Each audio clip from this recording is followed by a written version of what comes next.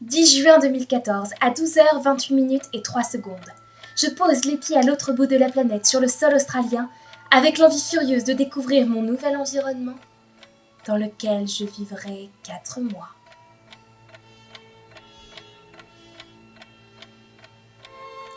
Embauchée avant de partir en Australie, je vais travailler au sein d'une exploitation d'élevage bovin, une cattle station. Seul un chemin de terre cabossé et plein de poussière appelé Dirty Road permet d'y accéder. C'est loin de la ville, loin des gens, loin de tout. 2 heures de route dans la pampa australienne où la ville et le macadam laissent place à la terre battue rouge et orangée, à un paysage où les arbres et les herbes parfois brûlés par la chaleur recouvrent les plaines immenses.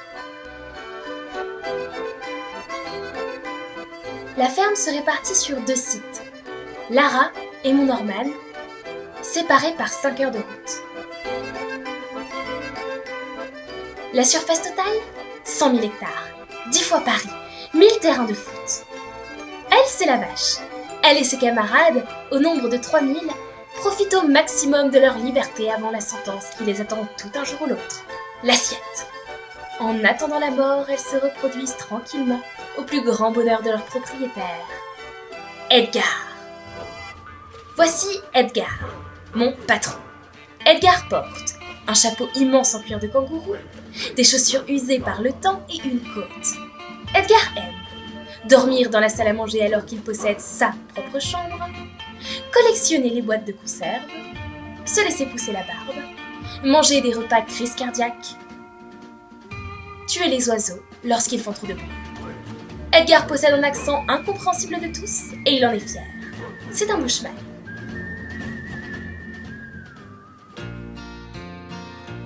Une grande part de mon travail se fait dans le bureau. Il est situé dans le renfoncement de la maison, à côté des toilettes. Il y fait très froid le matin, et comme les fenêtres ne s'ouvrent pas, une odeur nauséabonde y règne partout. Je suis en charge du courrier, des factures que je dois payer, ranger, trier, des fiches de paye des employés, et de la gestion des comptes. Mais mon travail ne se limite pas à cela. Je fais également de la mécanique, je soude, je rafistole, je fais de la peinture, je répare les clôtures. J'en apprends tous les jours et j'adore ça. Mais je suis également en charge de nourrir les bêtes présentes sur la propriété. Notre genre de travail, le 4x4, appelé neige à cause de sa couleur. Avec lui, nous parcourons des routes appelées run, qui sont composées de plusieurs points stratégiques alimentés par nos soins en eau et nourriture. Car le bush, ce sont des conditions climatiques extrêmes durant la saison sèche. Sur les chemins déserts, cadavres et eau en témoignent.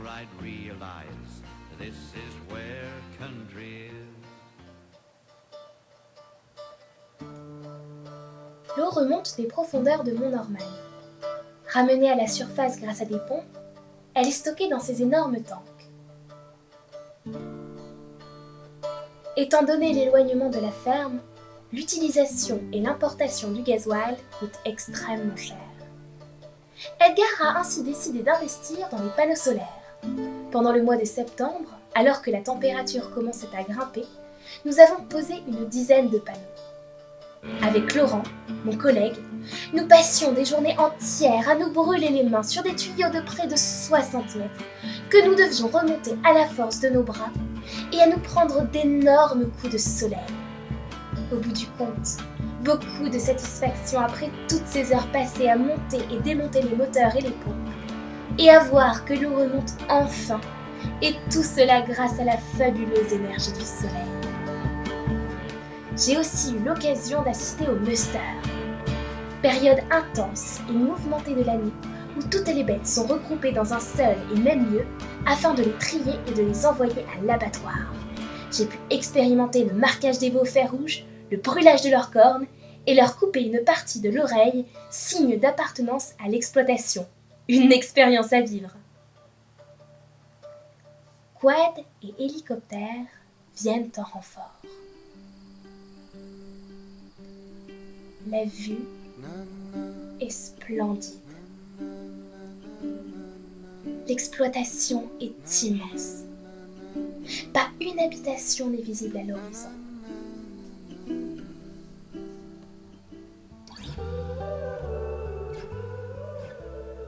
Nous sommes si petits et bel et bien seuls, au cœur de la nature. Je savoure chaque moment passé à l'extérieur, à respirer cet air frais, ces arbres, ces couleurs, ces senteurs.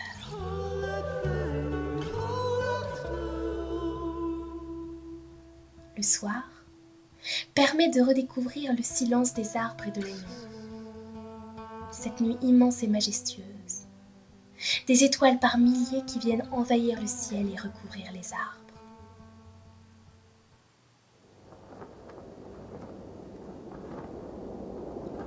Mais dans cette immensité, cette liberté infinie, j'ai parfois la drôle de sensation de me sentir emprisonnée.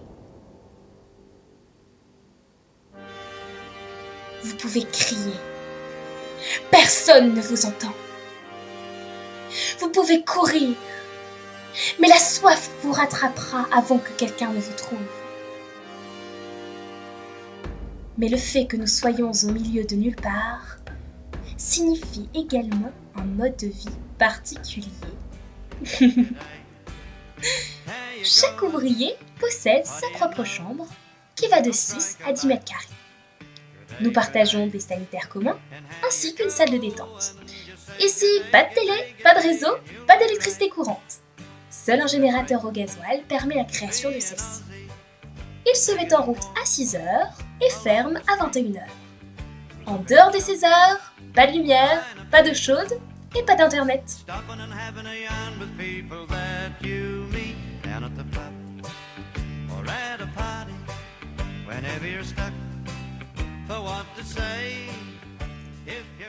Les insectes et la crasse sont devenus nos amis.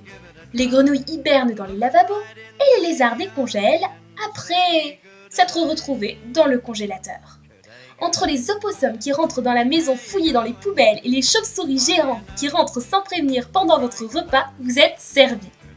Ici, ça grouille de tous les côtés.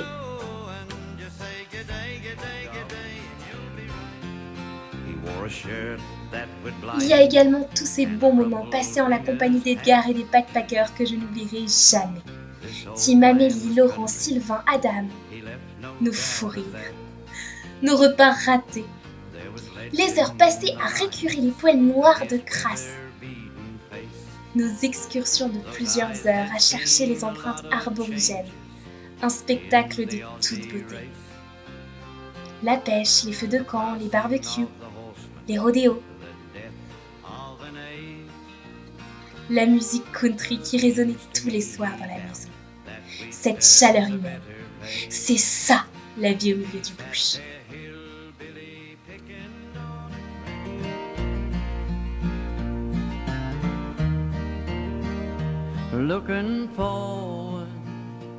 Ce dépaysement, je l'ai vécu dans le bush, au milieu des vaches, dans ce trou perdu et pourtant si vivant, si accueillant, si dépaysant. Ces cow-boys, déconnectés de la vie urbaine, vivant presque en autarcie pour certains, qui n'ont pas besoin de grand-chose pour vivre si ce n'est de leurs vaches et de leurs morceaux de viande.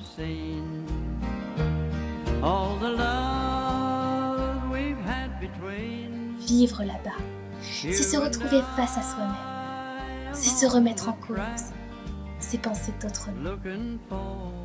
C'est savourer les petits plaisirs de la vie auxquels nous ne prêtons pas forcément attention et qui pourtant rendent la vie si magnifique. C'est s'émerveiller devant rien.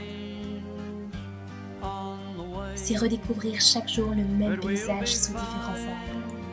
C'est exister, se sentir vivant, c'est être libre.